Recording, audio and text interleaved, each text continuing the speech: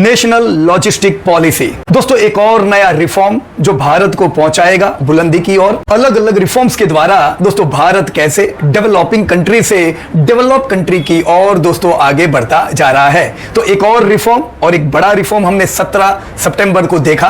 दोस्तों ये जो तारीख है ये हमारे माननीय प्रधानमंत्री जी नरेंद्र मोदी जी की जन्म तारीख थी और एक मेल नेशनल लॉजिस्टिक पॉलिसी के साथ जबरदस्त था।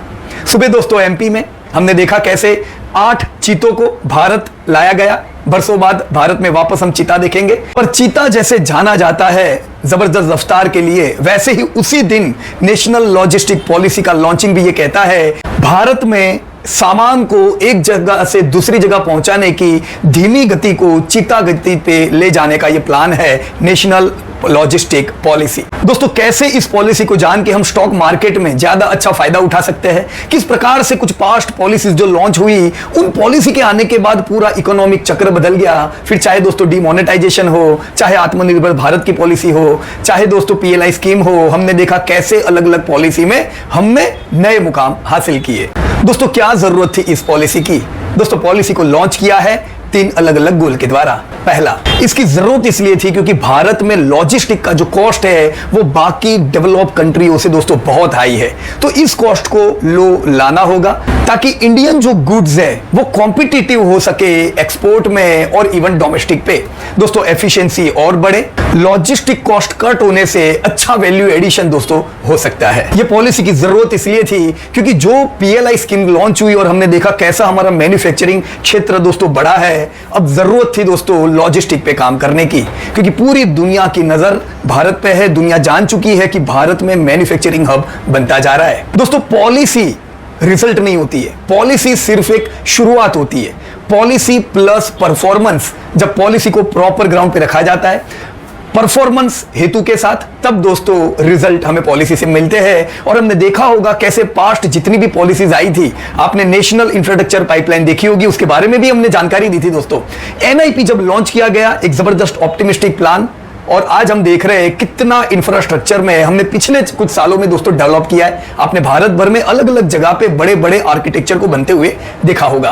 तो पॉलिसी का आना रिजल्ट नहीं है, पॉलिसी का आना परफॉर्म करना, फिर दोस्तों हमें अच्छे रिजल्ट मिल सकते हैं। यही रिजल्ट हम इस पॉलिसी से भी उम्मीद करेंगे। सो दोस्तों एनएलपी नेशनल लॉजिस्टिक पॉलिसी का एक सबसे पहला हेतु यह है कि आज जो भारत में लॉजिस्टिक कॉस्ट कंपनियों को 13 से 14% का पड़ता है, लॉजिस्टिक कॉस्ट ज्यादा, सीधा उसकी इफेक्ट प्राइस पे भी पड़ती है, कंपनी की इफेक्टिवनेस पे पड़ती है, प्रॉफिटेबिलिटी पे पड़ती है। दोस्तों इसका गोल है जो 13-14% का जो हमारा लॉजिस्टिक कॉस्ट है उसे घटा के सिंगल डिजिट पे लाने का। इसकी सीधी इफेक्ट किधर जा सकती है ये दोस्तों हम सब लोग समझ सकते हैं अगर हम कामयाब हुए 13-14% के कॉस्ट को सिंगल डिजिट लाने में। दोस्तों unified logistic interface platform ULIP platform जो लॉन्च किया है, ये लॉजिस्टिक रिलेटेड जो बहुत अलग अलग जगह पे जो फॉर्म भरने होते हैं दोस्तों, ये सारी चीजों को एक ही प्लेटफॉर्म पे ला देगा।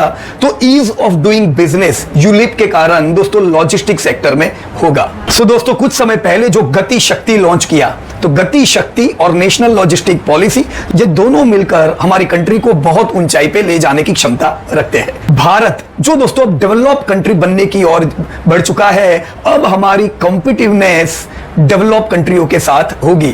तो जब हम डेवलप कंट्रियों के साथ कंपीट करते हैं तो हमारी जो सर्विसेज है, हमारी जो प्रोडक्ट है वो भी हाईली इफेक्टिव होनी चाहिए। और इस पॉलिसी ने इसमें यही ध्यान रखा है कि कैसे हम और कंपिटिटिव ग्लोबल हो सके। नेशनल लॉजिस्टिक पॉलिसी में बहुत पोटेंशियल है इंफ्रास्ट्रक्चर डेवलपमेंट का, बिजनेस एक्सपांशन का और ह्यूज एम्प्लॉयमेंट बढ़ाने का। दोस्तों ये पॉलिसी में इंश्योर किया गया है कैसे दोस्तों वो आखिरी छोर तक की जो डिलीवरी है उसे हम क्विकली पहुंचा सके। ट्रांसपोर्ट रिलेटेड जो चैलेंजेस है उसको अंत किया जाए, समय और पैसा ये दोनों चीजों को बचाया जाए मैन्युफैक्चरर्स का, क्योंकि जितना लंबा समय दोस्तों सामान को एक जगह से दूसरी जगह जाने में लगता है दोस्तों, वो एक प्रकार का वेस्टेज ऑफ टाइम और मनी है दोस्तों। प्रोडक्टिविटी हमारी सफर करती है। जितना जल्दी ये सामान पहुंचेगा उतनी इफेक्टिवनेस बढ़ेगी दोस्तों। एग्रो प्रोडक्ट्स का वेस्टेज कम हो जाएगा दोस्तों।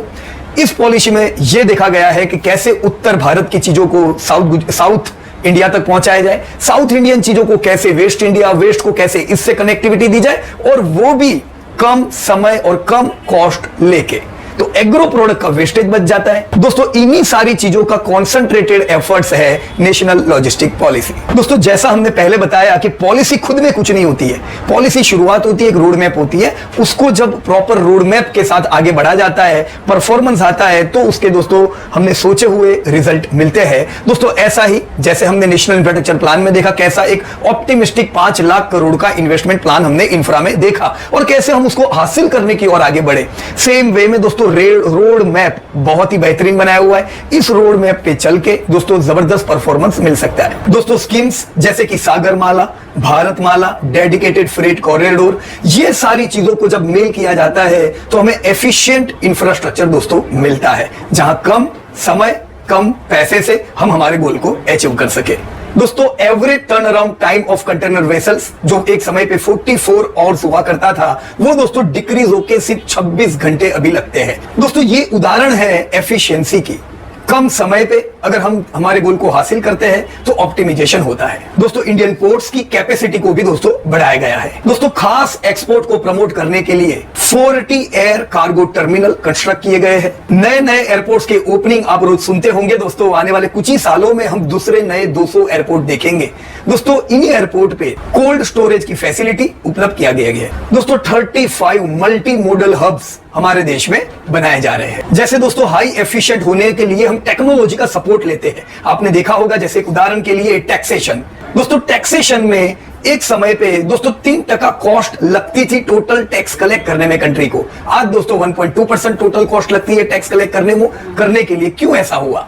एफिशिएंसी इन टेक्नोलॉजी। दोस्तों यही चीज दोस्तों लॉजिस्टिक सेक्टर में भी देखी जाती है। यहां पे भी जितना टेक्नोलॉजी के साथ चलते हैं उतना हम और एफिशिएंट बनते हैं।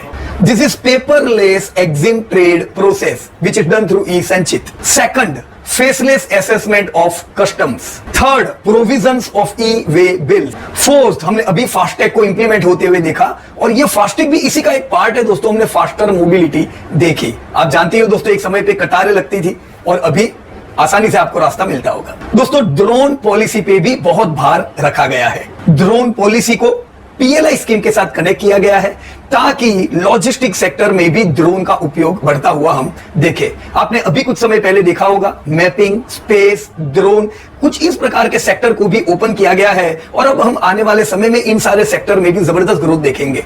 दोस्तों ये देखा गया है, ये सोचा गया है कि ड्रोन के उपयोग से आने वाले समय में लॉजिस्टिक कॉस्ट में काफी कटौती कर पाएंगे। ऐसे दूर दराज के जो जगह है जहां पे हम नहीं पहुंच पाते हैं, सही समय पे हम कुछ चीजों को नहीं पहुंचा सकते, दवाइयां हो सकती है, फूड हो सकता है। दोस्तों कैसे ड्रोन की मदद से हम ऐसी जगहों पे जहां नहीं पहुंच पाते हैं हम एफिशिएंट टाइम, एफिशिएंट मनी से पहुंच सके।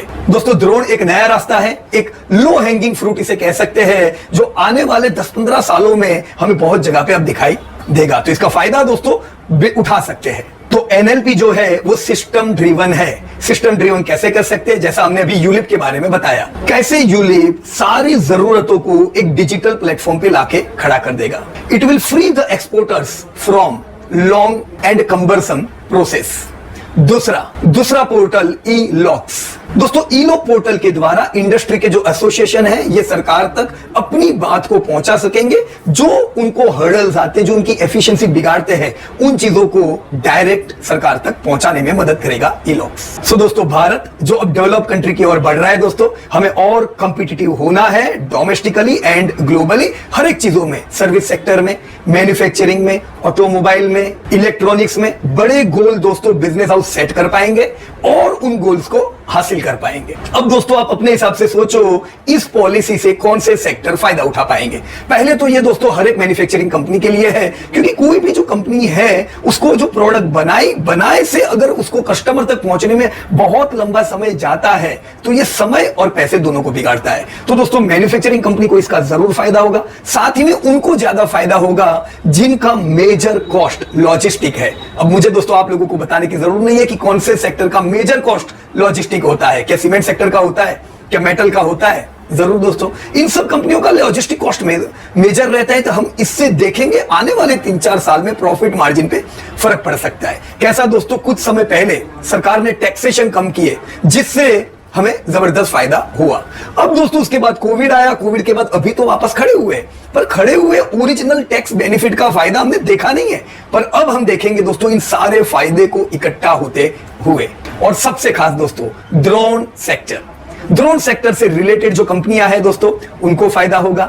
लॉजिस्टिक कंपनियों को दोस्तों जरूर इसमें लाभ हो सकता है। तो कौन है लॉजिस्टिक की बड़ी कंपनियां? ऑब्वियस है दोस्तों डिमार्ट है, डिलीवरी जो अभी जस्ट उनका आईपीओ हमने देखा, डिलीवरी एक जबरदस्त एक्सपांड करती हुई कंपनी है। They are right now making losses, पर यस फ्यूचरिस्टिक कंपनी है, बढ़िया रह सकती है। लॉजिस्टिक सेक्टर तो दोस्तों इसका फायदा जरूर उठाएगी। तो दोस्तों मैं आप लोगों से कमेंट चाहूंगा, आप जरा सोचिए और कमेंट में लिखिए कौन से सेक्टर को फायदा होगा अगर आने वाले समय में logistic cost decrease and efficient होती है तो। So thank you very much दोस्तों। Piyush Patel from profit from it. जय हिंद टू एवरीवन।